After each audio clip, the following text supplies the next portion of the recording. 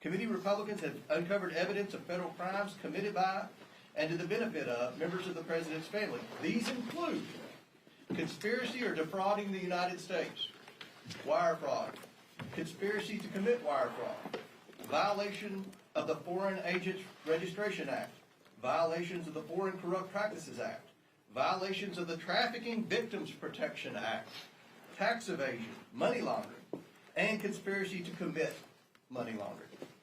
The Biden family's business dealings implicate a wide range of criminality, from human trafficking to potential violations of the Constitution.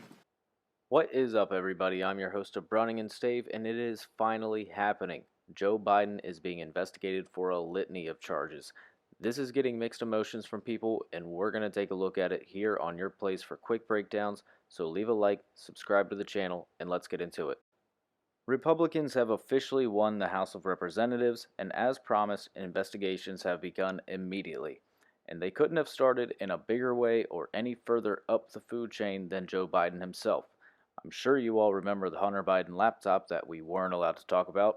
Well, we're allowed to talk about it now, and it may rock the presidency. If you followed this story, it started off as, that laptop is Russian disinformation.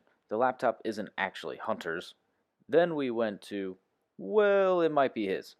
But the contents can't be verified, and Joe Biden knows nothing about Hunter's business dealings. That slowly turned into, okay, the laptop is Hunter's, and the contents are real. But all the money Joe was making didn't affect his decision-making. This is flat-out propaganda, as we all know and have known for a while. Joe Biden is the big guy. He sat in on meetings with his son. He made millions of dollars off the deals. He was selling us out, and it's all documented. After all the lies and attempts to cover up and gaslight, you'd have an easier time convincing me that the Wolf of Wall Street doesn't like money than you would convincing me the money didn't affect Joe Biden's decision-making. The investigation was just announced, so you know we'll be following up on this in the near future. So I don't want to be making wild predictions about what may happen, but what I will say is that if this is a real investigation, there are going to be a lot of horrible things that come to light. And that is where the mixed emotions come in. There are a lot of conservatives and independents who feel this is just a sham investigation that will yield no real results. They feel it's all a show meant to distract us from tossing Mitch McConnell out on his ass where he belongs. This may be a touch cynical for me, though. I, for one, am happy to see the investigation being launched into Biden and whether he is a threat to the nation due to his son's influence peddling to everyone, including enemies. We can investigate this and work towards replacing Mitch McConnell at the same time. If you allow yourself to be distracted, that's on you, but there's too much wrong with this country to be doing one damn thing at a time, in my opinion. But I understand their sentiment. The machine is very good at getting you to focus on one thing and completely forget about another. So let me know what you all think in the comment section. Is this just a distraction? Will anything come out of it? Are you glad that something is possibly being done about corruption at the highest level? Let me know what you all think, and we're actually going to close this out with a video of the announcement they made yesterday so you can draw your own conclusions on how serious you think they are. Thanks for watching, your place for quick breakdowns, and don't forget to subscribe. I will see you next time. Here. All right, well, I want to thank everyone for coming out today. Today we're going to provide you with something that you all aren't used to with respect to congressional investigations, and that's evidence. Committee Republicans have spoken with multiple whistleblowers from numerous schemes involving the Biden family, reviewed Hunter Biden's laptop, and received documents of previously unknown transactions. What we found are business plans aimed at targets around the world based on influence peddling, including with people closely tied to foreign governments like China and Russia. We also found plans based in the United States where the Biden family swindled investors of hundreds of thousands of dollars, all with Joe Biden's participation and knowledge. In 2019, his campaign for president, Joe Biden told the American people he had nothing to had conversations with his family about their business dealings. That was a lie. Whistleblowers described President Biden as chairman of the board for these businesses. He personally participated in meetings and phone calls. Documents show that he was a partner with access to an office. To be clear, Joe Biden is the big dog. This evidence raises troubling questions about whether President Biden is a national security risk and about whether he is compromised by foreign governments. Despite the president's claim that he wasn't involved in Biden family business schemes, these photos show Joe Biden meeting with his family associates while vice president. Committee Republicans have identified over 50 countries the Biden family sought businesses in. On the international side of the Biden family business, the deals were often led by Hunter Biden. And that map there behind the flag shows all the countries where the Bidens had a footprint in international business dealings. The investigation reveals a family that engaged with some of America's most powerful adversaries, planning to sell one of the largest sources of cobalt for electric vehicles in the world to the Chinese, for example. The Bidens flourished and became millionaires by simply offering access to the family. Among the dozens of shell companies the Bidens set up, there were millions of dollars of wire transfers, flights on Air Force Two to conduct personal business, and meetings with heads of state, all while Joe Biden was aware of what was happening. All the while, he turned a blind eye. Many transactions related to these businesses have raised red flags at U.S. banks. A suspicious activity report, or SAR, is a document a bank must file with the Treasury Department when a transaction is suspected to be related to money laundering or fraud or other types of criminal activity. According to media reports, the Biden family accumulated over 150 SARs. One SAR generated by an American bank to the Treasury Department connects Hunter Biden and his business associates to international human trafficking, among other illegal activities. The money that was being made from foreign principals in the same room as Joe Biden was increasingly spent on furthering illegal activity. The SARs show that Hunter Biden was conducting business with suspected human traffickers. The money gained through influence peddling was funneled to a suspected criminal enterprise, again, one linked to human trafficking. We have repeatedly called on the Biden Treasury Department to release additional financial documents to committee Republicans, but thus far Treasury has refused. We want to know what the Biden administration is trying to hide from the American people and why they are not being transparent. We also found evidence Hunter Biden sought to evade these SARs using his financial advisor, coincidentally a Clinton administration official. We will continue to pursue all evidence, and specifically the SARs and bank records in the new Congress. As part of our investigation, we have evidence that the finances, credit cards, and bank accounts of Hunter and Joe Biden were commingled, if not shared. And on some accounts, at least, red flags were raised by banks to the account owner or owners indicating suspicious or illegal activity. One of Hunter's closest associates, Eric Sherwin, was accessing Joe Biden's money and writing checks to reimburse Hunter. Sherwin arranged the Biden's international deals around the world. At the same time, he was a frequent visitor to the White House, and Joe Biden during the Obama administration, visiting close to 30 times, and sometimes with international business partners and Hunter, according to Hunter's calendar. Sherwin was also the president of Hunter's company and was appointed by President Obama to a position in the administration. After an apparent falling out with Sherwin, Hunter began coordinating business himself, and increasingly the deals brought in Joe Biden as a direct equity holder. One of these deals involved the sale of American natural gas to China. Evidence suggests Joe Biden had a 10% equity stake through his son. And behind Glenn and Andrew is a map from Hunter's laptop. This was a PowerPoint presentation on his laptop in Chinese that they used in working with the Chinese. Now, let's think about this for a second.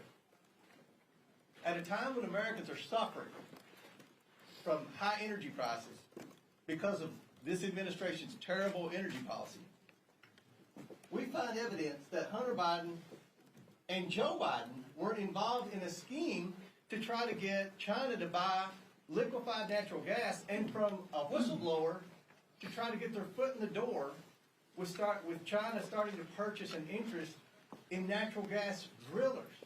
And people are in outrage over China buying farmland in the Dakotas. What about China starting to buy into our American energy industry at a time when we have an energy crisis because of the bad policies of the Biden administration? Now let that sink in. Hunter brought in millions of dollars from this deal from entities tied to the Chinese government. In emails obtained by committee Republicans, Hunter wanted keys made for Joe Biden and Jim Biden, his office mate. He provided Joe Biden's personal cell number and called him his partner. The other partners in that deal were two people closely tied to the Chinese Communist Party. And that's behind Andy and Jim, that's the email where Hunter sent to the landlord requesting keys, and the Chinese partners were on the email, and where he said, you know, Joe would need a key, and he even put Joe's cell phone number on there. Domestically, Jim Biden, Joe Biden's brother, used the Biden name to enrich himself in return for the promise that when Joe Biden became president in 2020, business partners would get rich by having access to a future Biden administration. By promising access to financing through Middle Eastern, Russian, and Chinese connections he made through Joe Biden, and by bringing his brother Joe Biden on the phone calls, Jim Biden was able to convince companies to give him loans of hundreds of thousands of dollars that he never repaid. The Biden administration has answered none of our requests for information regarding the Biden family or the financial transactions they engaged in. Instead, the Biden administration has spent over $250 million to staff to, quote, deflect Hunter storage. Protecting the president's son who has committed crimes with Americans' tax dollars is a waste. The domestic and international scheme that promised access or wealth in a future Biden administration constitute fraud, and the president's participation in enriching his family is, in a word, abuse of the highest order. Rooting out waste, fraud, and abuse will be the primary goal of a Republican House Oversight Committee. As such, this investigation will be a top priority. We are releasing a report today that details what we have uncovered. We are also sending letters to the Biden administration officials and Biden family associates renewing our request for voluntary production of documents relevant to this investigation. This is an investigation of Joe Biden, the President of the United States, and why he lied to the American people about his knowledge and participation in his family's international business schemes. National security interests require the committee to conduct investigation, and we will pursue all avenues that have long been ignored. Committee Republicans have uncovered evidence of federal crimes committed by and to the benefit of members of the president's family. These include conspiracy or defrauding the United States, wire fraud, conspiracy to commit wire fraud, violation of the Foreign Agents Registration Act, violations of the Foreign Corrupt Practices Act, violations of the Trafficking Victims Protection Act, tax evasion, money laundering, and conspiracy to commit money laundering. The Biden family's business dealings implicate a wide range of criminality, from human trafficking to potential violations of the Constitution. In the 118th Congress, this committee will evaluate the status of Joe Biden's relationship with his family's foreign partners and whether he is a president who is compromised or swayed by foreign dollars and influence. I want to be clear. This is an investigation of Joe Biden, and that's where the committee will focus in this next Congress. I now turn it over to Oversight member and the next chairman of the Judiciary Committee, Jim Jordan. Thanks, Jamie. So I would just start with this question. What part of Mr. Comer's presentation was Russian disinformation? I mean, never forget what happened on October 19th, 2020, 15 days before the most important election we have in our country. Who's going to be the next president of the United States? 15 days before that, Mr. Brennan, Mr. Clapper, and 49 other people signed a letter that said the following. It is for these reasons that we write to say that the arrival on the U.S. political scene of emails purportedly belonging to Vice President Biden's son, Hunter, has all the classic earmarks of a Russian information operation. They further went on to say, we want to emphasize that we do not know if the emails provided to the New York Post are genuine or not, just that our experience makes us deeply suspicious that the Russian government played a significant role in this case. And of course, that letter became the pretext for suppressing this story, again, just days before the most important election we have in our country. So I would ask this, was J.P. Morgan's suspicious activity report to the Treasury Department, was that just a classic earmark of a Russian information operation? How about when Hunter Biden sent the email that Mr. Comer pointed to?